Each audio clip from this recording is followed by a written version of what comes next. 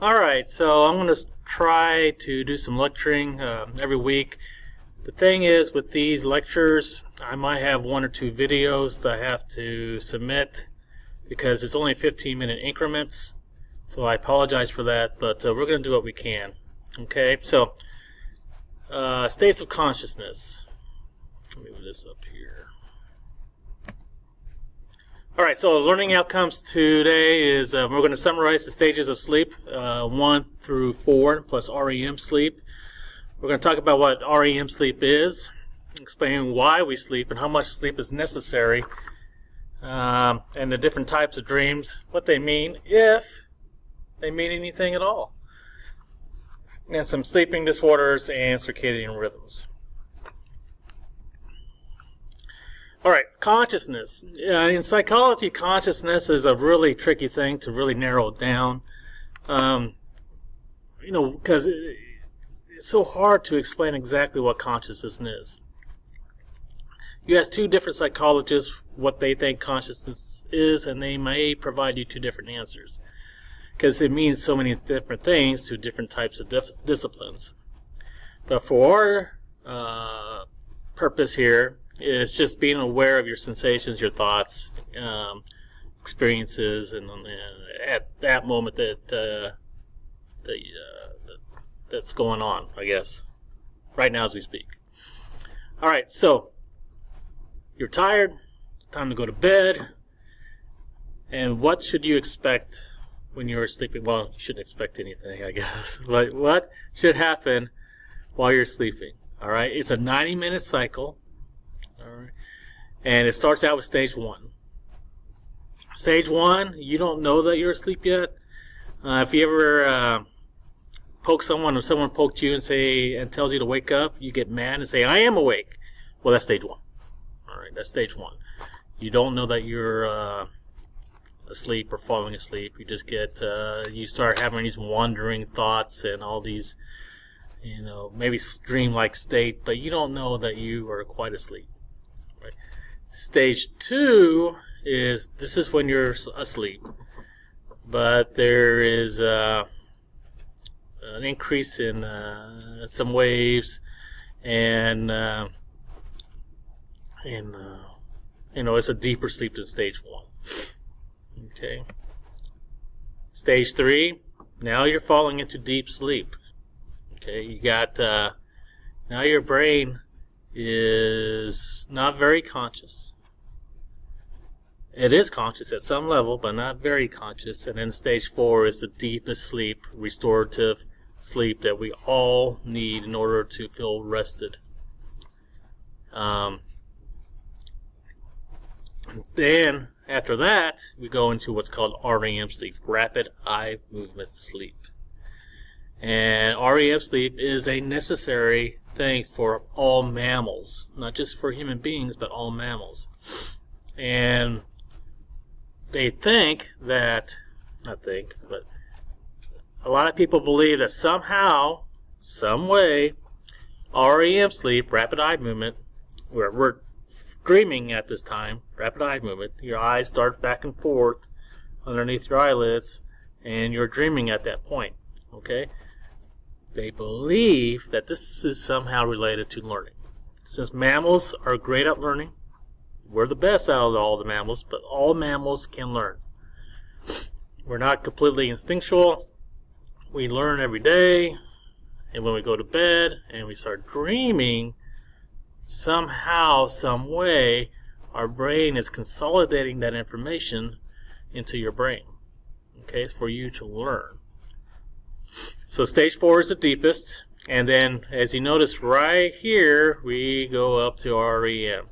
So you got awake, then deeper, stage 1, then deeper again, stage 2, and then stage 4 is really deep, and then we pop back up. Sometimes though, when we're up in REM sleep, sometimes we wake up. And if you notice, sometimes when you wake up in the morning, you just dreamed. When you wake up on your own, before the alarm clock goes off, or you're sleeping in. Alright, that's why you can normally remember the last dream that you had, at least for a little bit. Alright. So rapid eye movement is 20% of our sleep. So we dream about 20% of the time. according to the evidence. All right, so things that you can expect, your heart rate, blood pressure, and breathing all increase because you're experiencing things inside your head. And if it's something that's exciting, or you're scared, you will respond to that. Your sympathetic and parasympathetic nervous system will respond to that. Erection in males, eyes dart back and forth underneath your eyelids, and you're paralyzed. Your body is completely paralyzed during the dream state. There's a good reason for that, because we don't want to be acting out our dreams in the real world while we're dreaming, so your body makes sure that you are paralyzed. And there is a disorder in which some people are not paralyzed when they're dreaming. It's called an REM behavior disorder. And so, they can cause a lot of problems for themselves or anybody else around them, really, in the bed. Why do we sleep? We have a general idea why, but we don't know exactly why. But what we do know is that most adults need about 7 to 8 hours of sleep. Now, the younger you are, the less sleep, or the more sleep you need. The younger you are, the more sleep you need. The older you are, the less sleep you need. Okay, but most people, adult age, need about 7 to 8 hours of sleep. Now, as we get older, it gets less, about 6.5 hours per sleep per night. But it's the same amount of REM. Younger babies, they sleep a lot, and newborns will dream or are in REM sleep about 50% of that time. So it's actually quite a bit of dream. The reason being is there's still a lot of brain development, a lot of new neural connections to be made, and again, that happens during REM sleep. These new connections in our brain happen. The functions of dreams, well, I already provided one. One being is that it's for learning and memory and brain development. Okay.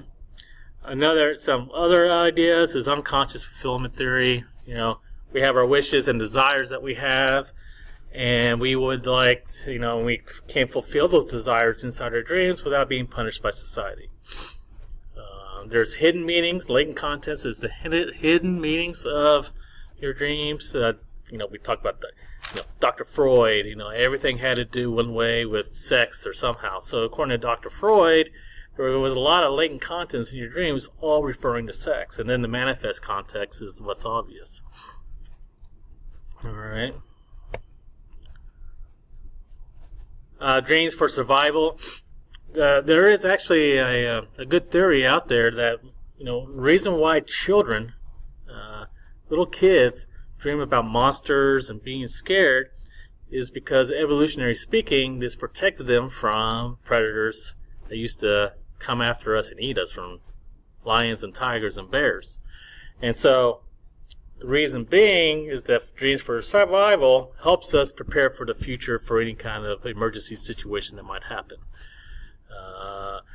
If you got in a car accident, you might dream about the car accident to prepare again, to help you prepare for the future. So dreams for survival is all about preparing for the future in order to survive. And again, theories out there that little kids dream a lot about monsters. And I remember when I was little, I dreamed about a dinosaur. I was 4 years old, and a dinosaur stepped on me and my family.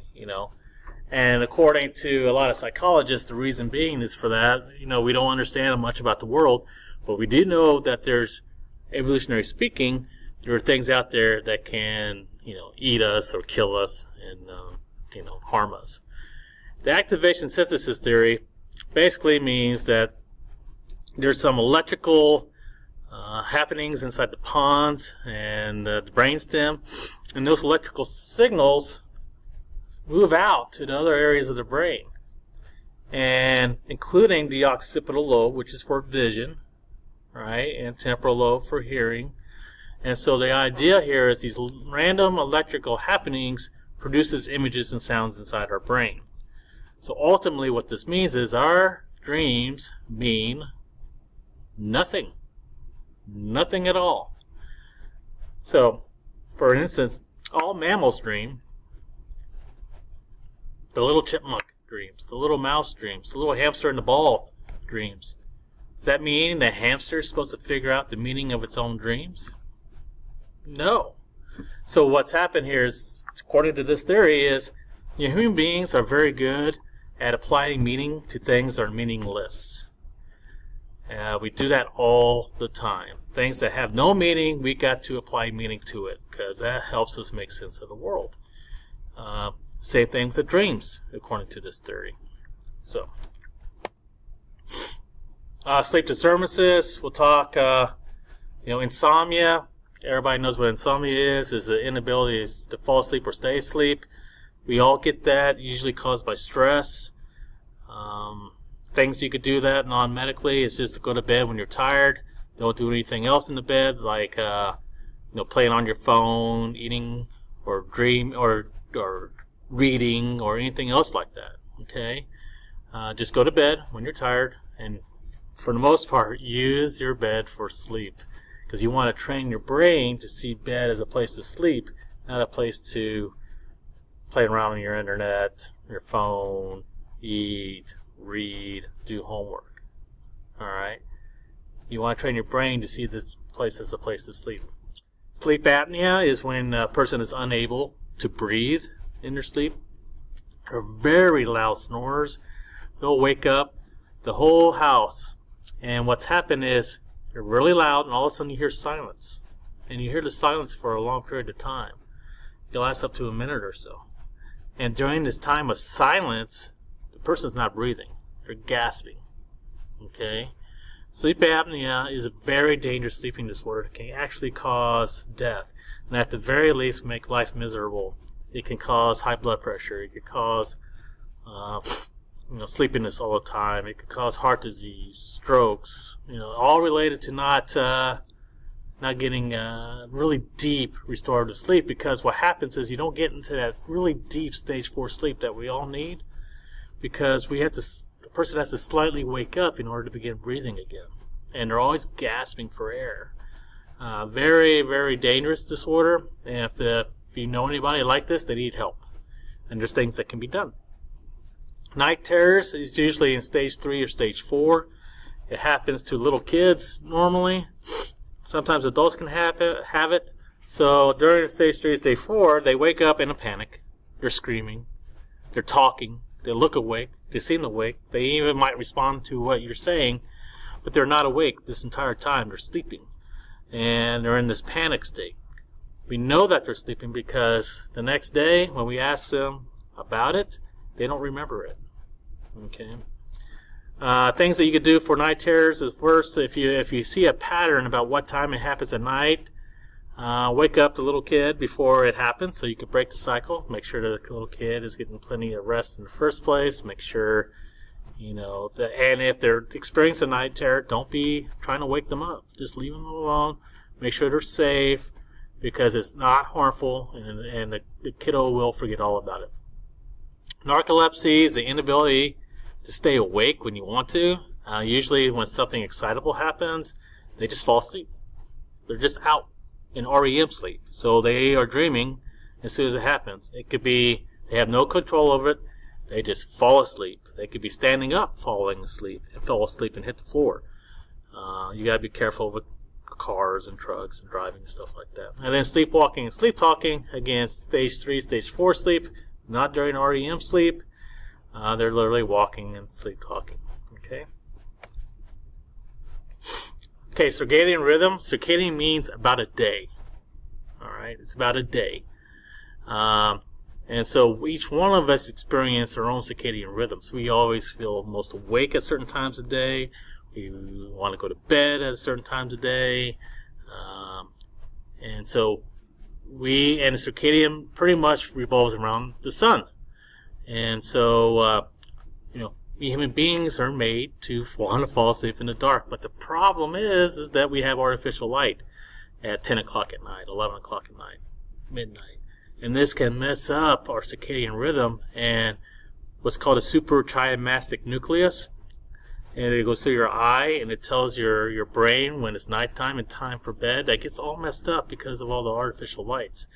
So if you want to feel tired, when it's time for bed, make sure you turn off those lights. Stay away from the screens from your phone,